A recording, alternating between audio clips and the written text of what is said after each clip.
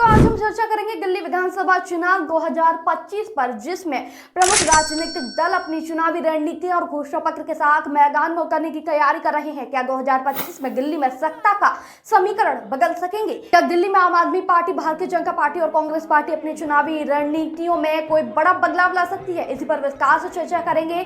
दिल्ली की राजनीति में प्रमुख दलों की रणनीतियां, घोषणा पत्र और उनकी चुनावी संभावनाएं क्या है। आइए सबसे पहले बात करते हैं आम आदमी पार्टी की रणनीति के बारे में। दरअसल दिल्ली भारत की राजधानी एक शहर नहीं बल्कि एक जीवित इतिहास है, जहां हर गली, हर नुक्कड़ पर एक नई कहानी बसी हुई है। लेकिन इस बार भविष्य तय करेगा कि आखिर दिल्ली की कुर्सी पर अब कौन सवार होगा। आपको बता दें, 2025 का विधानसभा चुनाव एक बार फिर से दिल्ली के इतिहास में अहम मोड़ साबित हो सकता है। इस बार चुनाव में एक दूसरे को टक्कर देने के लिए सभी पार्टियां मैदान में उतर चुकी हैं। इससे दिल्ली विधानसभा चुनाव का मुकाबला त्रिकोणीय हो गया है। आम आदमी पार्टी लगातार तीसरी बार सत्ता प्राप्त करने के लिए चुनाव मैदान में है। उसने अपने सभी प्रत्याशियों की घोषणा कर दी है। कांग्रेस के भी 48 प्रत्याशी मैदान में हैं। इस मामले में भाजपा थोड़ी पिछड़ी हुई है। आप संयोजक और पूर्व मुख्यमंत्री अरविंद केजरीवाल एक बार फिर से अपनी पुरानी सीट नई दिल्ली से चुनाव लड़ेंगे। तो वहीं उन्हें चुनौती देने के लिए कांग्रेस ने पूर्व मुख्यमंत्री शीला दीक्षित के पुत्र, पूर्व सांसद संदीप दीक्षित और भाजपा ने पूर्व मुख्यमंत्री साहिब सिंह वर्मा के पुत्र और पूर्व सांसद प्रवेश वर्मा को टिकट दिया है। इससे इस बार मुकाबला और रोचक हो गया है।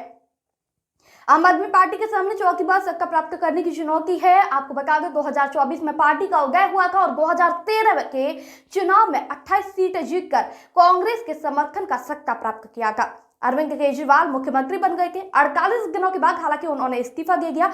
उसके बाद वर्ष 2015 में 70 में से 67 सीटें और 2020 में 63 सीटें जीतकर अपनी राजनीति शक्ति का प्रदर्शन किया। कई नेताओं को जेल भी जाना पड़ा था। केजरीवाल को मुख्यमंत्री पद छोड़ना पड़ा। अब सभी पार्टी प्रमुख जेल से बाहर आ चुके हैं, तीसरी बार सत्ता दिलाने का प्रयास कर रहे हैं। आपको बता दें, महिलाओं के लिए प्रतिमाह 2100 रुपए और बुजुर्गों की निःशुल्क उपचार सहित अन्य वादों के सहारे आम आदमी पार्टी चुनाव प्रचार में भी आगे निकल गई। 1998 के बाद से दिल्ली की सत्ता से भाजपा आखिर क्यों दूर है?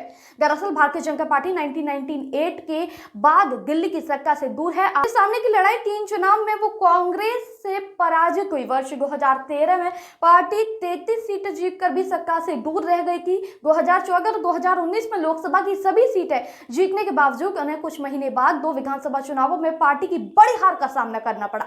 इस बार भाजपा ने आम आदमी पार्टी और कांग्रेस के गठबंधन को हराकर सभी 7 सीट जीतने को सफल बना रही है। इससे पार्टी के नेता इस चुनाव को लेकर आशंका जता रहे हैं। पिछले दिनों प्रधानमंत्री के एक सरकारी कार्यालय और उनके कार्यक्रम, उसके बाद उनकी रैली से कार्यकर्ताओं में ऊर्जा का संचार हुआ।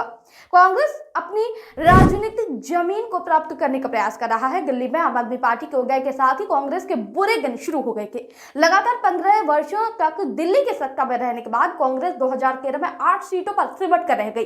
उसके बाद 2 चुनावों में पार्टी का खाता भी नहीं खुला, जो कि सबसे चौंकाने वाली बात है। माना जा रहा है कि कांग्रेस का वोट बैंक आम आदमी पार्टी से जुड़ गया है और इसी वजह से ये पूरा घटना हुई है। केजरीवाल के विरुद्ध संदीप दीक्षित को उतार कर तीखी बयानबाजी कर अपने इरादे स्पष्ट कर दिए हैं कांग्रेस ने। पार्टी ने आम आदमी पार्टी के जवाब में महिलाओं को 2500 रुपए प्रति माह देने की घोषणा भी की है।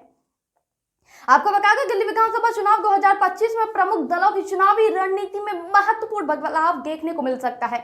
आम आदमी पार्टी अपनी सामाजिक कल्याण योजनाओं पर जोर दे रही है, जबकि भारतीय जनता पार्टी अपनी राष्ट्रीय राजनीति को दिल्ली में प्रभावी बनाने की कोशिश करेगी। तो वहीं कांग्रेस अपनी वापसी की रणनीतियां तैयार कर सकती है। चुनावी घोषणा पत्र और संगठनात्मक प्रयास इन दलों को सफल बनाने को तय करेंगे और आगामी चुनाव दिल्ली की राजनीति में एक नया अध्याय जोड़ सकेगा।